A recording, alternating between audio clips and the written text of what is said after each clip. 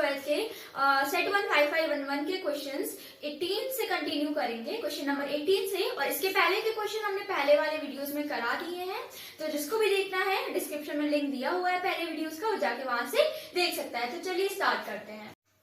तो अब हम आते हैं अपने 18 क्वेश्चन पे। 18 क्वेश्चन में हमारे दो पार्ट्स हैं, part A and part B. तो हम पहले पार्ट ए को सॉल्व करते हैं। मोनोक्रोमैटिक लाइट ऑफ फ्रीक्वेंसी इतना दे रखा है 5.0 into 10 to the power 14 at that passes from air into a medium of refractive index 1.5.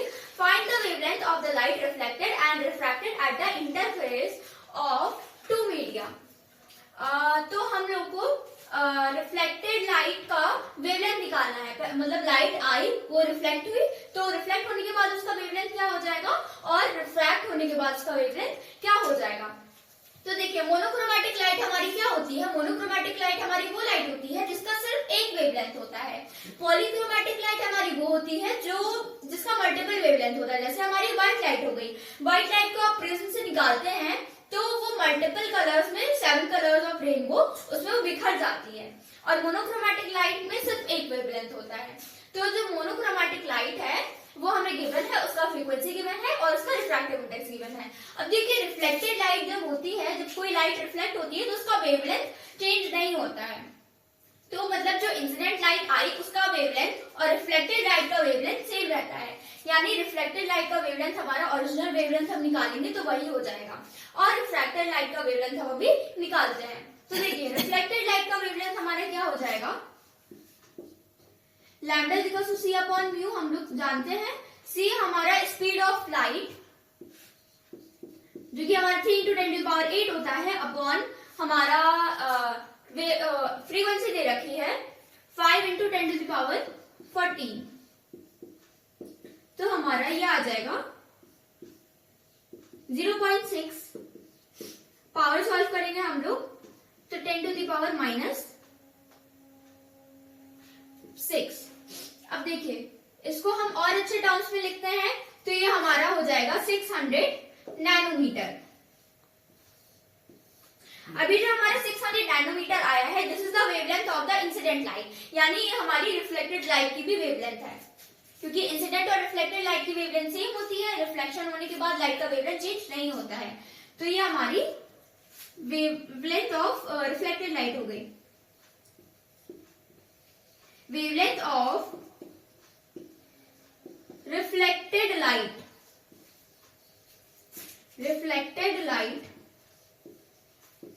Is equal to 600 nanometre. अब हम निकालते हैं अपनी रिफ्रैक्टेड लाइट का वेवलेंथ। तो न्यू हमारी वेवलेंथ निकलेगी, वो होगी हमारी लैम्डा अपॉन एन, जहां की लैम्डा हमने वेवलेंथ निकाल रखी है और रिफ्रैक्टिव इंडेक्स हमको दे रखा है।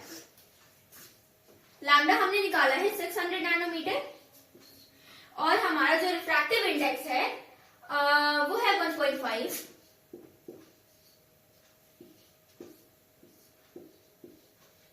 तो ये हमारा 400 नैनोमीटर आ जाएगा।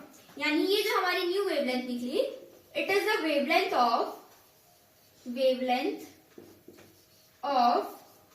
रिफ्रैक्टेड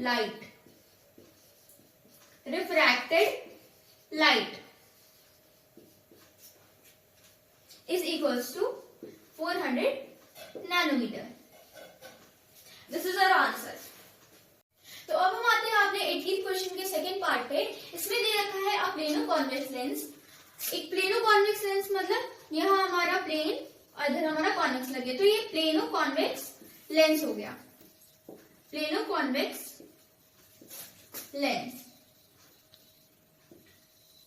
तो हमारे प्लेनो कॉन्वेक्स लेंस गिवन है और उसका फोकल लेंथ 16 सेंटीमीटर है। Is made of a material of refractive index. Refractive index दे रखा है, calculate the radius of the curve surface of the lens. तो देखिए, हमारा अगर हम इसका जो रेडियस है इसको हम R1 माने और इसके रेडियस को हम R2 माने, तो हमारा प्लेन मिरर का रेडियस क्या होगा?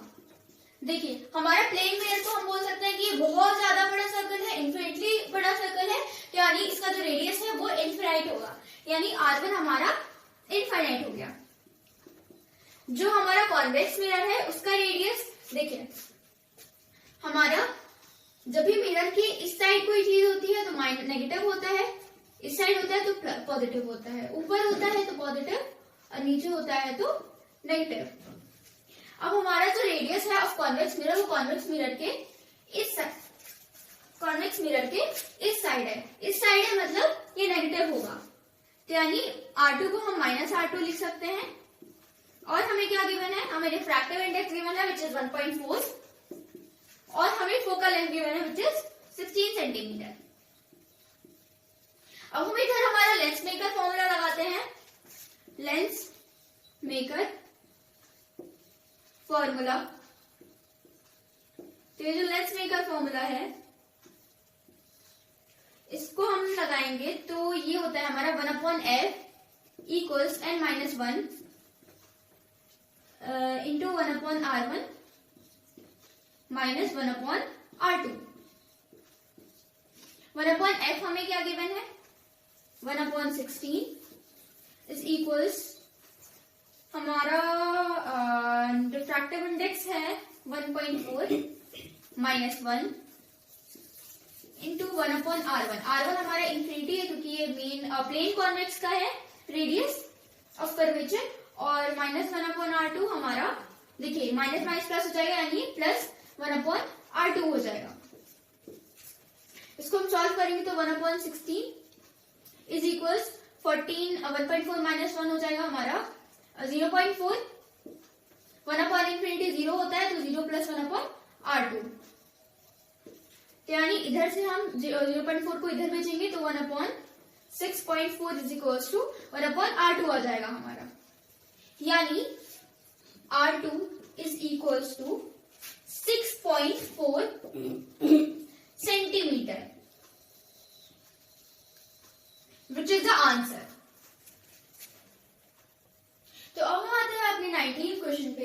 N object is placed 30 centimetre in front of a concave mirror of radius of curvature 40 centimetre. Find the position and magnification of image. तो ये बहुत इजी क्वेश्चन है। देखिए सबसे पहले हमको एक कॉन्केव मिरर दे रखा है। कॉन्केव मिरर कुछ ऐसा होता है और इसका रेडियस ऑफ कर्वेचर यानी R हमें दे रखा है 40 सेंटीमीटर। हमारा ऑब्जेक्ट यहां पे है, ऑब्जेक्ट हमारा 30 centimetre in front of the mirror है और हमें निकालना क्या है, पोजीशन निकालनी है इमेज की यानी V निकालना है और मैग्निफिकेशन यानी M निकालना है। तो देखिए सबसे पहले क्या क्या गिवन है वो हम लोग देख लेते हैं। तो N object is placed 30 centimetre in front of a concave mirror. तो ऑब्जेक्ट डिस्टेंस हमारा यानी U, देखिए ये -30 सेंटीमीटर हुआ क्योंकि इस साइड इस तरफ है हमारा। कार्टेशियन लॉ के हिसाब से इधर कोई चीज होती है तो नेगेटिव, इधर पॉजिटिव, ऊपर पॉजिटिव और नीचे नेगेटिव, तो इधर ये ऑब्जेक्ट डिस्टेंस तो नेगेटिव होगा। और हम लोग को इमेज निकालनी है। हम लोग को R दे रखा है जो कि नेगेटिव होगा 40 सेंटीमीटर और हम लोग इससे F निकालते हैं सबसे पहले। तो जो रेडियस ऑफ कर्वेचर होता है वो फोकस का ट्वाइस होता है यानी फोकस रेडियस ऑफ कर्वेचर का हाफ होता है। तो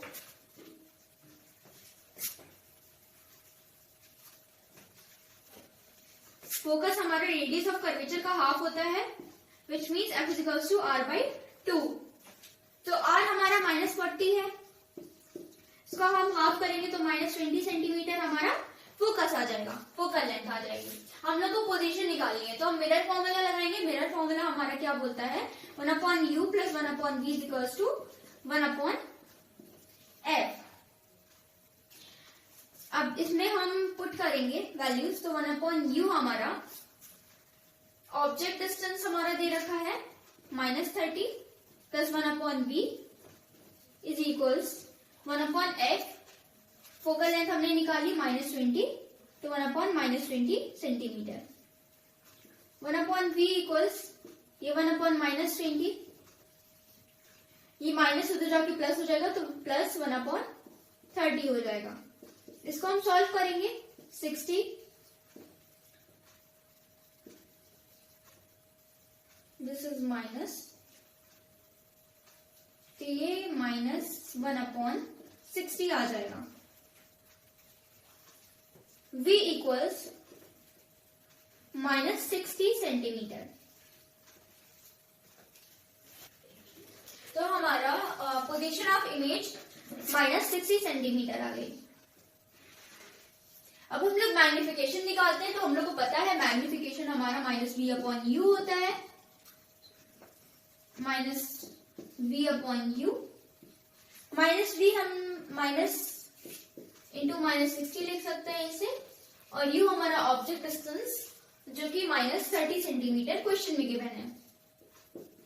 ये माइनस माइनस प्लस हो जाएगा, यानी 60/-30, यानी मैग्निफिकेशन हमारा -2 हो जाएगा। तो हमने पोजीशन भी निकाल ली of image which is -60 centimetre, और मैग्निफिकेशन हमारा आया n=-2। तो हमारा नेक्स्ट क्वेश्चन है 20th क्वेश्चन। कंसिडर दैट इसमें हमको न्यूट्रॉन दे रखा है और हम लोग को दे रखा है एक फोटोन, और उन दोनों की हम लोग को डी ब्रॉगली वेवलेंथ का रेशियो निकालना है। तो देखिए हमारा जो न्यूट्रॉन है इट इज अ पार्टिकल, तो पार्टिकल में क्या लगती है हमारी de Broglie wavelength. De Broglie wavelength हमारी हम लैम्डा एन मान लेते हैं न्यूट्रॉन की, और वो हमारी होती है h/mv, जहाँ h हमारा होता है प्लैंक्स कांस्टेंट। अब देखिए mv को हम √2mv लिख सकते हैं, वो कैसे, हमको क्या करना है, mv को काइनेटिक एनर्जी के टर्म्स में चेंज करना है। तो काइनेटिक एनर्जी के टर्म्स में हम चेंज करेंगे तो E=12mv² होता है। दोनों तरफ हम m से मल्टीप्लाई करेंगे तो me=12m²v² हो जाएगा, 2me इधर आ जाएगा, m²v²। अब देखिए m²v² को हम mv लिख के स्क्वायर इधर भेज देंगे, और ये हमारा √2mv हो जाएगा। अब इस mv की वैल्यू हम इधर डालते हैं, तो ये हमारा आएगा λn=h/√2me। हमारी न्यूट्रॉन की वेवलेंथ आ गई। अब हमको पता है लैम्डा इनको हम लिख देते हैं wavelength of neutron, wavelength of neutron. अब हम फोटोन की वेवलेंथ निकालते हैं, तो देखिए एनर्जी ऑफ फोटोन हमको पता है क्या होती है, E=hc/λ। लैम्डा को हम उधर ले जाएंगे, इसको हम लैम्डा p बोल देते हैं because it is the wavelength of photon. Lambda p =hc/e हो जाएगा विच is the wavelength of the photon. अब हम क्या करते हैं, लैम्डा n/लैम्डा p का हम लोग को रेशियो निकालना है which is given in the question. तो हम लोग इसका रेशियो निकालने के लिए इधर लिखते हैं लैम्डा n/लैम्डा p इक्वल्स लैम्डा n हमने निकाला था h/√2me upon lambda p, photon का हमने वेवलेंथ लिया hc/e। h से हमारा h कट जाएगा और ये हमारा आएगा E/√2me इंटू c। इसको हम आगे सॉल्व करेंगे तो देखिए E√t हमारा और इधर ऊपर √t आ जाएगा, और ये हमारा √2m, देखिए c रूट के अंदर जाएगा स्क्वायर हो जाएगा, तो √2mc², लैम्डा n/लैम्डा p। इसको हम और अच्छे से लिख सकते हैं E/2mc। ये हमारा ratio of the wavelength of neutron and photon आ जाएगा। तो अब हम आते हैं अपने 21st क्वेश्चन पे। Plot a graph showing the variation of current with voltage for the material ये हमारा गैलियम आर्सेनाइड है। गैलियम आर्सेनाइड हमारा एक कंपाउंड सेमीकंडक्टर है। तो इसका हमें क्या दे रखा है, हम लोग को पूछा गया है कि इसको हमें ग्राफ देना है, और ग्राफ देके हमको बताना है कि कहाँ ग्राफ में रेजिस्टेंस नेगेटिव है और कहाँ ग्राफ में ओम्स लॉ ओबे हो रहा है, यानी ये दो कंडीशन हमको बतानी है। तो देखिए रेजिस्टेंस नेगेटिव कब होगी, हम लोग को पता है ओम्स लॉ क्या होता है, करंट हमारा डायरेक्टली प्रोपोर्शनल होता है वोल्टेज से। V इजिकल्स टू IR होता है हमारा ओम्स लॉ। तो V इजिकल्स टू IR में हमको पता है कि V is directly proportional to I। अब रेजिस्टेंस नेगेटिव देखिए कहाँ हो रही है, ये हम ले लेते हैं I ले लेते हैं इसको हम, this is current, Y axis पे करंट और ये हमारा वोल्टेज। तो देखिए करंट हमारा इधर इस डायरेक्शन में, हम इस पार्ट में देखते हैं तो इस पार्ट में हमारा करंट डिक्रीज हो रहा है। देखिए करंट डिक्रीज हो रहा है लेकिन वोल्टेज हमारा इंक्रीज हो रहा है। करंट हमारा वाई एक्सिस पे है, ये हमारा करंट है और ये हमारा वोल्टेज है। तो देखिए इस पार्ट में अगर हम देखें तो ये जो पार्ट है ये हमारा नेगेटिव रेजिस्टेंस वाला पार्ट है, नेगेटिव रेजिस्टेंस वाला पार्ट है। क्यों नेगेटिव रेजिस्टेंस वाला पार्ट है? क्योंकि यहाँ ओम्स लॉ फॉलो नहीं हो रहा है। ओम्स लॉ में क्या होता है, अगर आपका करंट इंक्रीज हो रहा है तो वोल्टेज भी इंक्रीज होना चाहिए। यहाँ करंट डिक्रीज हो रहा है और वोल्टेज इंक्रीज हो रहा है, यहाँ ओम्स लॉ फॉलो नहीं हो रहा है, इसलिए यहाँ जो एरिया है ये नेगेटिव रेजिस्टेंस का एरिया है। अब हम लोग ऐसा पार्ट ढूंढते हैं इस ग्राफ में जहां ओम्स लॉ ओबे हो रहा है। तो देखिए ओम्स लॉ ओबे होने के लिए ग्राफ होना चाहिए, it should be straight line. ठीक है, स्ट्रेट लाइन होगा तभी हमारा वोल्टेज इंक्रीज के साथ साथ हमारा करंट भी इंक्रीज होगा। यानी ये वाला जो पार्ट है, यहाँ देखिए वोल्टेज भी इंक्रीज हो रहा है और करंट भी इधर इंक्रीज हो रहा है। तो ये वाला जो पार्ट है, ये देखिए ये हमारा पार्ट ओम्स लॉ को ओबे कर रहा है। ओम्स लॉ ओबेज, यह हमारा पार्ट है, इसमें ओम्स लॉ ओबे हो रहा है। तो ये दोनों पार्ट अगर क्वेश्चन आता है तो दोनों पार्ट को आप मार्क कर दीजिएगा और ऐसे दिखा दीजिएगा। इसको हम ओम्स रीजन भी बोल सकते हैं या फिर आप लिख दीजिएगा ओम्स लॉ इज ओबेड। तो ये हमारा क्वेश्चन खत्म हो गया ऐसे। तो अब हम आगे हैं अपने सेक्शन सी पे और सेक्शन सी में हमारा फर्स्ट क्वेश्चन है question number 22। A cube of size 0.1 meter है, I think सेंटीमीटर नहीं, metre is placed as shown in the figure in a region where electric field हमें given है 500 xi exists here, x is in meters and a is in Newton coulomb inverse। Calculate, हम लोग को flux calculate करनी है। तो जान लेते हैं सबसे पहले फ्लक्स बनती कैसे है। जब हमारी इलेक्ट्रिक फील्ड चेंज हो रही होती है तब हमारी फ्लक्स जनरेट होती है। तो इसीलिए यहाँ पे हमारा x आया है, यानी x आया है यानी इलेक्ट्रिक फील्ड हमारी इंक्रीज हो रही है, वो कांस्टेंट नहीं है। अगर हम लोग को एक कांस्टेंट नंबर दे रखा होता है यानी हमारी इलेक्ट्रिक फील्ड कांस्टेंट होती, लेकिन हम लोग को x दे रखा है यानी इलेक्ट्रिक फील्ड हमारी चेंज हो रही है, इंक्रीज हो रही है। कैसे इंक्रीज हो रही है? x के साथ साथ देखिए यहाँ पे हमारे 0.1 है, इलेक्ट्रिक फील्ड 500 से इंक्रीज हो जाएगी 0.1 से मल्टीप्लाई होके, देखिए। और उसके बाद फिर हमारा और इंक्रीज हो जाएगा, इधर 0.2 फिर इधर, मतलब इंक्रीज होता चला जाएगा हमारा इलेक्ट्रिक फील्ड x की वजह से। तो फ्लक्स क्या होता है हमारा, phi equals to E dot A, E dot A बोल सकते हैं और हम EA cos थीटा भी बोल सकते हैं। हम लोग फर्स्ट का फ्लक्स निकालते हैं। देखिए हमारा एरिया वेक्टर हमेशा बाहर की तरफ जाता है तो ये बाहर की तरफ जाएगा और phi 1 हम निकालेंगे तो जो हमारा थीटा है वो 0 रहेगा।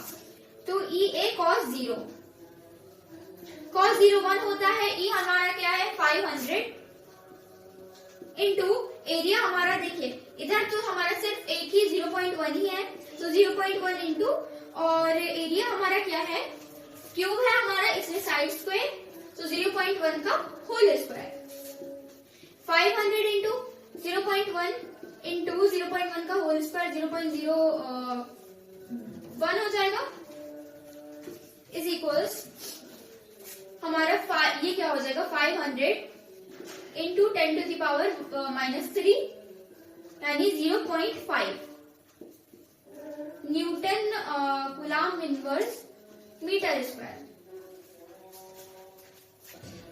अब हम निकालते हैं हमारा phi 2। तो देखिए एरिया वेक्टर और फील्ड दोनों सेम जगह जा रहे हैं तो थीटा यहाँ phi इधर है और एरिया वेक्टर बाहर निकलेगा तो phi 2 में हमारा जो थीटा है 180 डिग्री हो जाएगा।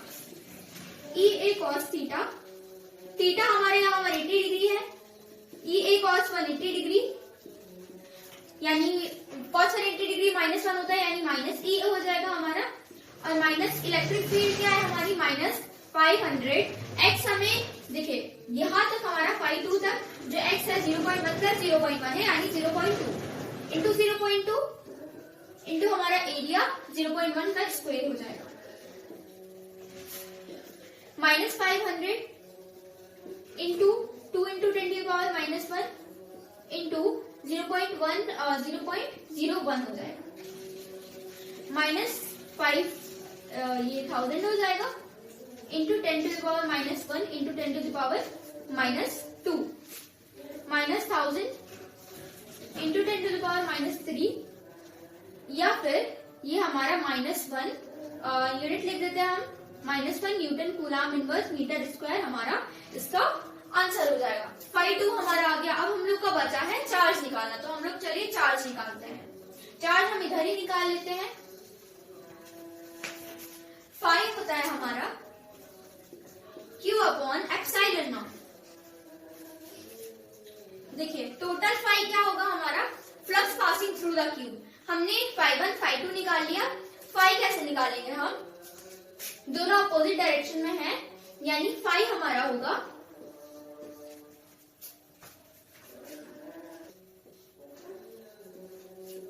तो हमारा फाई 2 माइनस फाई 1 हो जाएगा और फाई 2 हमारा ये हम 1 माइनस 0.5 लिख देंगे इसे, तो हमारा आंसर फाई 0.5 आ जाएगा। तो अब हम निकालते हैं, फाई निकाली हम लोग ने तो हम लोग अपना चार्ज निकाल लेते हैं। तो देखिए charge Q equals to epsilon naught उधर जाएगा तो फाई इंटू एप्सिलॉन नॉट हो जाएगा। फाई हमारा 0.5 है, एप्सिलॉन नॉट हमारा 8.85 इंटू 10 टू द पावर -12 होता है।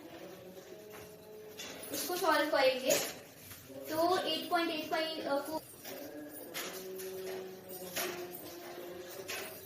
हमारा -4.42 इंटू 10 टू द पावर -12 हो जाएगा कूलम। यही हमारा चार्ज। हम लोग ने फ्लक्स भी निकाल लिया और अपना चार्ज भी निकाल लिया। This is the answer. तो अब इसके आगे के क्वेश्चंस हम लोग नेक्स्ट वीडियो में करेंगे। Thank you for watching.